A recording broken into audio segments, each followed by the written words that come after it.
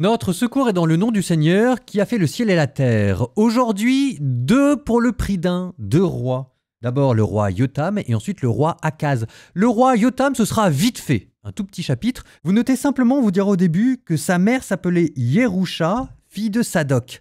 Sadoc, c'est le grand prêtre. Et donc si jamais sa mère est fille de Sadoc, ça veut dire que sa mère était issue de la tribu sacerdotale lévitique du grand prêtre. Et si c'était la mère, ça veut donc dire que c'était la femme de l'ancien roi. Je ne sais pas si tout le monde me suit, mais ça veut dire que c'était la femme de Osias, le roi dont on a parlé dans l'épisode précédent, parce qu'elle avait voulu offrir de l'encens. Et c'est ce que je vous disais, avec cette constitution d'une classe sacerdotale en contre-pouvoir, en fait, il s'était marié avec une sadocide, avec une lointaine héritière de la grande tribu sacerdotale, pour justement cumuler le prestige sacerdotal et le prestige royal, et mettre la main sur ce contre-pouvoir sacerdotal. Il n'y était pas réussi, mais vous voyez jusqu'où il était allé. Bref, ça vous confirme ce que je vous disais la dernière fois. En attendant, Yotam, puis Akaz. Akaz, on a déjà longtemps entendu son histoire dans les livres des rois, souvenez-vous, c'est celui qui sacrifiait son fils au dieu Moloch. C'est lui que le prophète Isaïe va aller voir pour lui promettre un signe, un nouvel enfant qui on appellera Emmanuel. Est-ce que vous arrivez à faire les liens ? Bon, si jamais vous en souvenez pas, de toute façon le livre des Chroniques est là pour vous le rappeler. Aujourd'hui, 2 Chroniques, 27-28.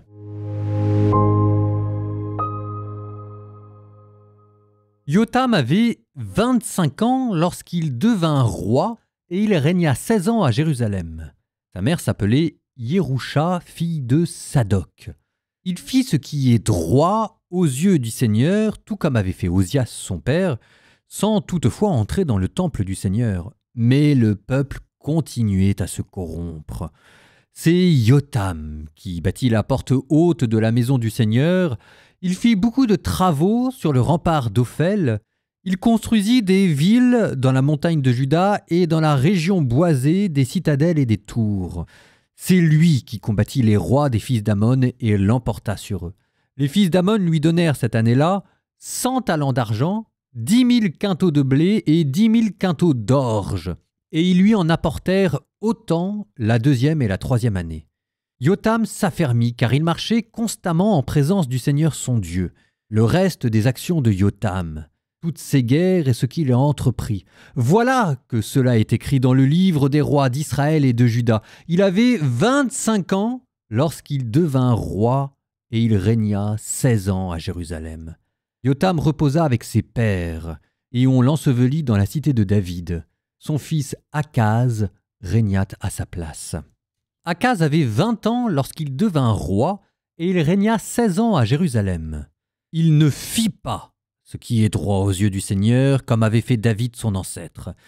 Il marcha dans les chemins des rois d'Israël et il fit même des idoles de métal fondu en l'honneur des Baals. C'est lui qui brûla de l'encens dans la vallée de Ben-Hinnom et fit passer ses fils par le feu, selon les coutumes abominables des nations que le Seigneur avait dépossédées devant les fils d'Israël. Il offrit des sacrifices et brûla de l'encens dans les lieux sacrés, sur les collines et sous tout arbre verdoyant. Le Seigneur son Dieu le livra aux mains du roi des Araméens. Ceux-ci le vainquirent et firent un grand nombre de prisonniers qu'ils emmenèrent à Damas. Il fut également livré aux mains du roi d'Israël qui lui infligea une grande défaite. En un seul jour, Péka, fils de Remaliaou, tua en Juda 120 000 hommes, tous de vaillants guerriers car ils avaient abandonné le Seigneur, Dieu de leur père. Zikri, guerrier d'Éphraïm, tua Maasias, fils du roi Azirikam, chef de la maison du roi, et Elkana, le second du roi. Les fils d'Israël firent prisonniers parmi leurs frères 200 000 femmes, fils et filles. Ils prirent aussi un grand butin qu'ils emportèrent à Samarie. Or, il y avait là un prophète du Seigneur nommé Oded.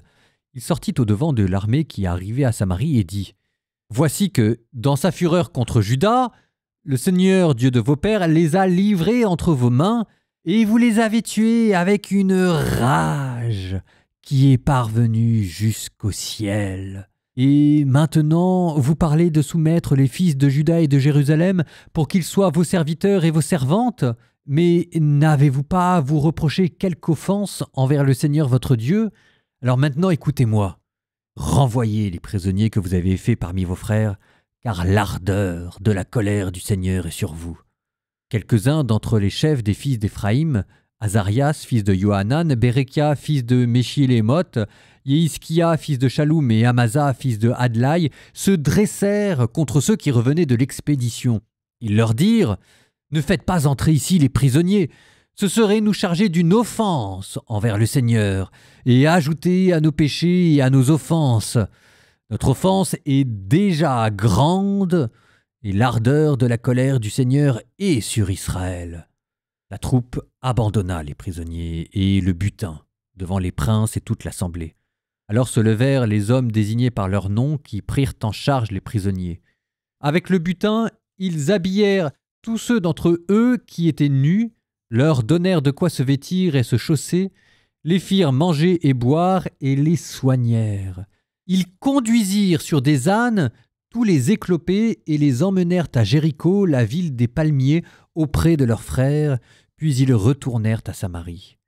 À cette époque, le roi Akaz envoya demander de l'aide au roi d'Achour. Les Édomites étaient encore venus, avaient battu Juda et emmené des prisonniers. Les Philistins s'étaient répandus dans les villes du bas pays et du Néguev de Juda. Ils avaient pris Beth-Shemesh, Aïalon, Guédéroth, Soko et ses dépendances, Timna et ses dépendances, Gimzo et ses dépendances, et s'y étaient installés. En effet, le Seigneur humiliait Juda à cause d'Akaz, roi d'Israël, qui laissait Juda se relâcher et qui était gravement infidèle au Seigneur. Téglat-Phalasar, roi d'Assour, vint l'attaquer et l'assiégea au lieu de le soutenir. En effet, Akaz avait dépouillé la maison du Seigneur, la maison du roi et des princes, pour faire des présents au roi d'Assour. Mais cela ne lui fut d'aucune aide. Au temps où il était assiégé, le roi Akaz, lui, continuait à être infidèle au Seigneur. Il offrit des sacrifices aux dieux de Damas qu'il avait frappés, car il se disait « Puisque les dieux des rois d'Aram leur viennent en aide, je leur offrirai des sacrifices et ils me viendront en aide. » Mais ces dieux furent une cause de chute pour lui et pour tout Israël. Akaz rassembla les objets de la maison de Dieu et les brisa. Il ferma les portes de la maison du Seigneur et se fit des autels dans tous les coins de Jérusalem. Dans chacune des villes de Juda, il établit des lieux sacrés pour brûler de l'encens à d'autres dieux. Et il provoqua l'indignation du Seigneur, Dieu de ses pères.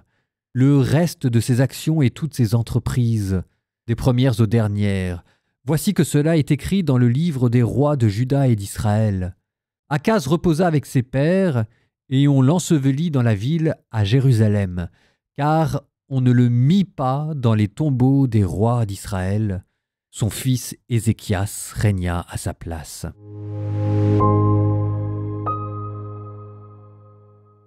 Ah tiens, d'ailleurs, non, on ne vous a pas parlé d'Isaïe. En fait, on a développé des nouveaux passages qui étaient inconnus dans la vie du roi Akaz. Alors, on ne va pas revenir sur le jeu diplomatique des alliances de l'essor du grand empire assyrien. On en a déjà parlé dans le commentaire du livre des rois. Je ne vais pas non plus vous reparler du fait d'offrir ses enfants en sacrifice. Ça aussi, on a parlé. Ce qu'il y avait de nouveau ici, c'était le visage religieux de l'Israël du Nord qu'on vous a présenté dans ce chapitre. Nous, dans notre tête, on n'arrête pas de se dire que Israël, c'est des anciens Hébreux qui ont quasiment apostasié à force d'avoir des sanctuaires païens idolâtres avec des veaux d'or, Dan et Béthel, et qui n'arrêtent pas d'être méchants avec les Judéens. Et bien ici, on vous montre un autre Israël au nord.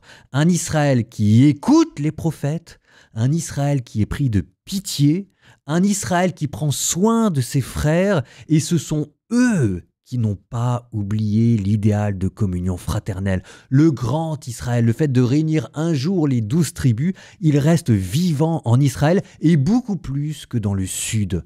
Ce qui est paradoxal parce que Israël est en train de vivre ses derniers moments, l'Assyrie qui est en train de prendre son essor et qui va envahir Israël, et l'Assyrie qui, ici, est aidée par Juda. C'est Juda qui va aider l'Assyrie à démanteler le royaume des 10 tribus.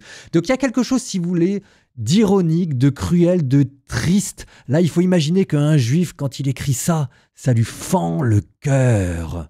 Cet idéal des 12 tribus qui un jour seraient rassemblées, le seul endroit où il a perduré, c'était dans le royaume du Nord, qui va bientôt mourir. Et en face, vous avez quoi? Vous avez le roi Akaz qui, pour le coup, a complètement apostasié, qui sacrifie ses enfants. Normalement, il y avait Isaïe, là. C'est le moment où on était censé parler de ce prophète qui lui donnait des signes de la part de Dieu. Ici, il n'a même pas eu le droit de citer. C'est vous dire que Akaz, là, c'est plus rien. C'est devenu un royaume païen. Ce chapitre que vous venez d'entendre, c'est un requiem qui annonce le chant final du livre des Chroniques.